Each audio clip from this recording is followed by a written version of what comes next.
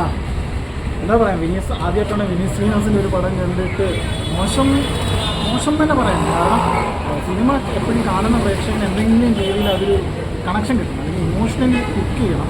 അങ്ങനെയൊന്നും ഈ പടത്തിൽ ഉണ്ടായിട്ടില്ല. കാരണം വിനീസ് ശ്രീനിവാസൻ്റെ തിര ആയാലും അടിപൊളി പടം, എനിക്ക് ഭയങ്കര ഇഷ്ടപ്പെട്ട പടം.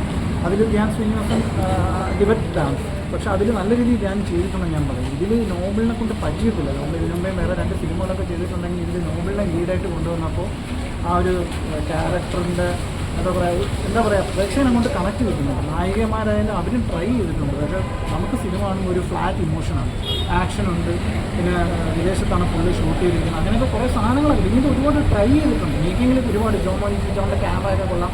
നായികമാർ 2 പേരും നോബിൾ അതിന് ട്രൈ ചെയ്തു. പക്ഷേ നിർഭാഗ്യം എന്ന് പറയാൻ കാണുന്ന പ്രേക്ഷകന് ഒരു ഫീലിംഗ് കിട്ടുന്നില്ല. ഒരു ഫ്ലാറ്റ് പടം. വിനീതിൻ്റെ ഒരു പടം എനിക്ക് തോന്നുന്നു ഒന്നുകിൽ ഇമോഷൻ വർക്കാവും, അല്ലെങ്കിൽ തമാശകൾ വർക്കാവും, എന്തെങ്കിലുമൊക്കെ വർക്കാവും. ഇതിന് കുറച്ചൊരു ആശ്വാസം ഷാജോൻ്റെ കുറച്ച് സീന് കൊള്ളാം, മനോജ് കെ ജയൻ, പിന്നെ ബാബുരാജ്.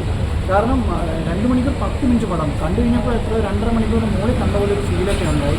ഷാനായാലും തിരയിലെ ആ ഒരു രീതിയിൽ ഇവർ മാറിയിട്ടില്ല. തിര പോലെ ഒരു സ്റ്റോറി പ്ലോട്ടായാലും വിദേശത്ത് കൊണ്ട് വെച്ചിരിക്കുന്നതേ ഉള്ളൂ. തിരയിൽ സംസാരിച്ച അതേ ഒരു വിഷയം തന്നെയാണ് ഈ സിനിമയിലും ചർച്ച ചെയ്തത്. പക്ഷേ തിര പോലെ ഒരു ഇമ്പാക്റ്റ് ഉണ്ടാക്കിയെന്ന് ചോദിച്ചാൽ ആ ഇമ്പാക്റ്റും ഉണ്ടായില്ല.